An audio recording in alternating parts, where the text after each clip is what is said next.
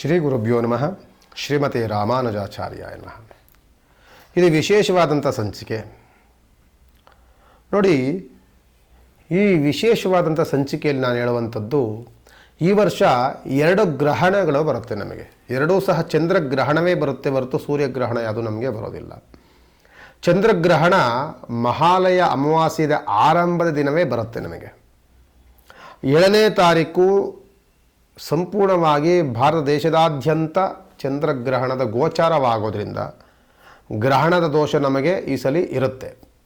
ಆದ್ದರಿಂದ ಈ ಗ್ರಹಣ 7ನೇ ತಾರೀಕು ಆಗುವಂಥ ಗ್ರಹಣ ದಯವಿಟ್ಟು ಯಾರೂ ಸಹ, ಅದರಲ್ಲೂ ಸಹ ಗರ್ಭಿಣಿ ಸ್ತ್ರೀಯರು ಯಾರೂ ಸಹ ಹೊರಗಡೆ ಬಾರದ ರೀತಿಯಲ್ಲಿ ಇರಬೇಕು. ಯಾರು ಭೋಜನಾದಿಗಳನ್ನು ಆದಷ್ಟು ಸಹ ಮಾಡೋದನ್ನು ನಿಷೇಧವನ್ನು ಮಾಡಬೇಕು. 7ನೇ ತಾರೀಕು ಭಾನುವಾರ ಬೀಳುತ್ತೆ. ಅದು ಭಾನುವಾರ ಸ್ಪರ್ಶಕಾಲ ಬಂದು ರಾತ್ರಿ 9 ಗಂಟೆ 56 ನಿಮಿಷಕ್ಕೆ ಸ್ಪರ್ಶಕಾಲ ಆರಂಭವಾಗುತ್ತೆ. ಅಂದರೆ ನೀವೆಲ್ಲರೂ ಸಹ 8 ಗಂಟೆ ಒಳಗಡೆ ಎಲ್ಲರೂ ಸಹ ಭೋಜನಾದಿಗಳನ್ನು ಎಲ್ಲ ಮಾಡಿಕೊಳ್ಬೇಕಾಗ್ತದೆ. ಸ್ಪರ್ಶಕಾಲ 9 ಗಂಟೆ 56 ನಿಮಿಷಕ್ಕೆ ಆದರೆ ಮೋಕ್ಷಕಾಲ 1 ಗಂಟೆ 27 ನಿಮಿಷಕ್ಕೆ ಮೋಕ್ಷಕಾಲ ಇರುತ್ತೆ. ಆದ್ದರಿಂದ ಭೋಜನಾದಿಗಳನ್ನು ಮಾಡಬೇಕು ಅಂತಂದರೆ 1:30 ಮೇಲೆ, ರಾತ್ರಿ 1:30 ಮೇಲೆ ಮಾಡಬೇಕು. ಮುಂಚೆ ಮಾಡ್ತೀನಿ ಅಂತಂದರೆ 8 ಗಂಟೆ ಒಳಗಡೆ ಎಲ್ಲರೂ ಸಹ ಭೋಜನಾದಿಗಳನ್ನು ಮಾಡಿ ಮುಗಿಸ್ಕೊಳ್ಬೇಕು. ಎಲ್ಲ ಊಟ ಉಪಚಾರಗಳು ಏನು ಮಿಕ್ಕಿರುತ್ತೆ ಅದಕ್ಕೆಲ್ಲವೂ ಸಹ ದರ್ಬೆಯನ್ನು ಹಾಕಿರಬೇಕು. ಆದಷ್ಟು ಸಹ ಎಲ್ಲರೂ ಸಹ ಬೆಳಗ್ಗೆ ಪ್ರಾತಃ ಕಾಲದಲ್ಲಿ ಎದ್ದ ನಂತರದೇ ಸ್ನಾನಾದಿಗಳನ್ನು ಮಾಡಿಕೊಂಡು ದೇವಸ್ಥಾನಕ್ಕೆ ಹೋಗಿ ಒಂದು ನಮಸ್ಕಾರವನ್ನು ಮಾಡ್ಕೊಂಬರಬೇಕು. ಯಾರ್ಯಾರ ದೋಷಗಳಿದೆ ಗುರುಗಳೇ ಅನ್ನೋದಾದರೆ ನೋಡಿ, ವಿಶೇಷವಾಗಿ ಕುಂಭರಾಶಿಗೆ ದೋಷ ಇದೆ.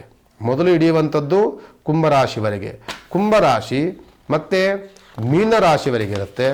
ಕುಂಭರಾಶಿ ಮೀನರಾಶಿ ಆದಮೇಲೆ ನಿಮಗೆ ಕರ್ಕಾಟಕ ರಾಶಿ, ತುಲಾರಾಶಿ, ಮಕರ ರಾಶಿ, ಮಕರ, ಕುಂಭ, ಮೀನ, ಕರ್ಕಾಟಕ ಮತ್ತು ತುಲಾ ಈ ರಾಶಿಯವರೆಗೆ ಗ್ರಹಣ ದೋಷ ಇರುತ್ತೆ. ಆದ್ದರಿಂದ ಗ್ರಹಣ ದೋಷ ಇರುವಂಥವರು ಯಾವಾಗಲೂ ಸಹ ಈ ದರ್ಬೆಯನ್ನು ಯೂಸ್ ಮಾಡಿ. ದರ್ಬೆಯನ್ನು ಗ್ರಹಣ ಹಿಡಿದಾಗ ಎಲ್ಲ ಪದಾರ್ಥಗಳಿಗೆ ಹಾಕಬೇಕು. ದರ್ಬೆಯನ್ನು ಯಾರು ಗ್ರಹಣ ದೋಷ ಇರುತ್ತೆ ಅವರು ಧರಿಸ್ಕೊಳ್ಬೇಕು. ಜೊತೆಯಲ್ಲಿ ಸಾಧ್ಯವಾದರೆ ಮಂತ್ರವನ್ನು ಹೇಳಬೇಕು. ಯೋಸೋ ವಜ್ರಧರ ದೇವಾಹ ಆದಿತ್ಯಾನಂ ಪ್ರಭುರ್ಮತಃ ಚಂದ್ರಗ್ರಹೋಪರಾಗೋಸ್ತ ಗ್ರಹಪೀಡಂ ವ್ಯಾಪೋಹತು ಅಂತ ಮಂತ್ರ ಬರುತ್ತೆ. ಆ ಮಂತ್ರವನ್ನು ಪಂಚಾಂಗದಲ್ಲಿ ಸಿಗುತ್ತೆ. ಇಲ್ಲಾಂದರೆ ಎಲ್ಲರೂ ಪ್ರಿಂಟ್ ಮಾಡಿ ಎಲ್ಲ ದೇವಸ್ಥಾನಗಳಲ್ಲಿ ಕೊಡ್ತಾರೆ, ಅಲ್ಲಿ ಅದನ್ನು ಪಠಣವನ್ನು ಮಾಡಬೇಕು. ರಾತ್ರಿ ಕಾಲ ಹಿಡಿಯೋದ್ರಿಂದ ಗ್ರಹಣ, ಬೆಳಗ್ಗೆ ಪ್ರಾತಃ ಕಾಲದಲ್ಲಿ ಎಲ್ಲ ದೇವಸ್ಥಾನಗಳಲ್ಲೂ ಸಹ ಗ್ರಹಣದ ದೋಷ ಪರಿಹಾರವನ್ನು ಎಲ್ಲ ಮಾಡ್ತಿರ್ತಾರೆ. ನಮ್ಮ ದೇವಸ್ಥಾನದಲ್ಲೂ ಸಹ ನಾನು ಮಾಡ್ತೇನೆ. ತಾವೆಲ್ಲರೂ ಸಹ ಬಂದು ಬೆಳಗ್ಗೆ ಸ್ನಾನ ಮಾಡಿ ಬಂದು ಬೆಳಗ್ಗೆ ಪ್ರಾತಃ ಕಾಲದಲ್ಲಿಯೇ ಯಾರ್ಯಾರು ಗ್ರಹಣ ದೋಷ ಇರುತ್ತೋ, ಗ್ರಹಣ ದೋಷ ಇರಲಿ ಇದ್ದಲೇ ಇರಲಿ ಎಲ್ಲರೂ ಸಹ ಬಂದು ಅದನ್ನು ಪೂಜೆ ಮಾಡಿಸ್ಕೊಳ್ಬೇಕು. ಗ್ರಹಣ ದೋಷ ಇರುವವರಂತೂ ತಪ್ಪದೇ ಬರಬೇಕು. ಬಂದೆಲ್ಲರೂ ಸಹ ಆ ಪೂಜೆಗಳನ್ನು ಮಾಡಿಕೊಂಡು ಬರಬೇಕಾದ್ರೆ ಇಲ್ಲೇನಾಗಂಥದ್ದು, ರಾಹುಗ್ರಸ್ತ ಚಂದ್ರಗ್ರಹಣ ಆಗ್ತಿರುವಂಥದ್ದು. ರಾಹುವಿನ ಪದಾರ್ಥ ಯಾವುದು ಅಂತಂದರೆ ಉದ್ದಿನ ಕಾಳು ಮತ್ತು ಚಂದ್ರ ಇರುವಂಥದ್ದು ಅಕ್ಕಿ ಮತ್ತು ಉದ್ದಿನ ಕಾಳನ್ನು ತೆಗೆದುಕೊಂಡು ಬರಬೇಕಾದ್ರೆ ಸ್ವಲ್ಪ ದೀಪದ ಎಣ್ಣೆ ಇದನ್ನು ತೆಗೆದುಕೊಂಡು ಪೂಜೆಯೆಲ್ಲ ಆದಮೇಲೆ ಅಲ್ಲಿ ನವಗ್ರಹದಲ್ಲಿ ಇಟ್ಟು ನಮ್ಮ ಪ್ರದಕ್ಷಿಣೆಯನ್ನು ಮಾಡಿ ಅಲ್ಲಿರುವಂಥ ಅರ್ಚಕರಿಗೆ ಅದನ್ನು ದಾನ ಕೊಡಿ. ನಿಮಗೆ ಗ್ರಹಣ ದೋಷ ಆಗಲೇ ಕ್ಲಿಯರ್ ಆಗಿಬಿಡುತ್ತೆ. ಇದನ್ನು ಪರಿಹಾರ ಮಾಡಿಸ್ಕೊಳ್ಳಿ ಅಂತ ಹೇಳ್ತಾ, ಗ್ರಹಣ ಇರುವಂಥದ್ದು ಸೆಪ್ಟೆಂಬರ್ 7ನೇ ತಾರೀಕು ಸ್ಪರ್ಶಕಾಲ ರಾತ್ರಿ 9 ಗಂಟೆ 56 ನಿಮಿಷದಿಂದ ಮೋಕ್ಷಕಾಲ ರಾತ್ರಿ 1 ಗಂಟೆ 27 ನಿಮಿಷದವರೆಗೂ ಸಹ ಇರುತ್ತೆ. ಆದ್ದರಿಂದ ಎಲ್ಲರೂ ಸಹ ಆದಷ್ಟು ನಿದ್ರೆ ಜಾರಿ ಇರ್ತೀರಿ, ನಿದ್ರೆ ಮಾಡ್ತಿರ್ಬೇಕಾದ್ರೆ ಏನು ತೊಂದರೆ ಇಲ್ಲ. ಭೋಜನಾದಿಗಳನ್ನು ಮಾಡಬೇಕು ಅಂತ ಅಂದರೆ 8 ಗಂಟೆ ಮುಂಚಿತವಾಗಿ ಎಲ್ಲರೂ ಸಹ ಭೋಜನಾದಿಗಳನ್ನು ಮುಗಿಸ್ಕೊಳ್ಳಿ ಅಂತ ಈ ಸಂದರ್ಭದಲ್ಲಿ ಹೇಳ್ತಾರೆ. ಎಲ್ಲರಿಗೂ ಒಳಿತಾಗಲಿ. ನಮಸ್ಕಾರ. ರಾತ್ರಿ ಹೊತ್ತಲ್ವಾ ಓಡಾಡೋರ್ಗೆ ಏನು ತೊಂದರೆ ಇಲ್ಲ. ಚಂದ್ರಗ್ರಹಣ ಇರೋದ್ರಿಂದ ಪ್ರಯಾಣ ಮಾಡೋದ್ರಲ್ಲಿ ಯಾವ ತಪ್ಪುಗಳು ತಾಪತ್ರೆಗಳು ಯಾವುದೂ ಬರೋದಿಲ್ಲ. ಪ್ರಯಾಣವನ್ನು ಮಾಡ್ಬೋದು. ಆದರೆ ಏನು ಹೇಳುತ್ತೆ ಅಂದರೆ, ಗ್ರಹಣ ಹಿಡಿದಾಗ ಆ ಕಿರಣಗಳು, ಗ್ರಹಣದ ಸ್ಪರ್ಶ ಕಿರಣಗಳು ಮನುಷ್ಯನ ಮೇಲೆ ಬೀಳುತ್ತೆ.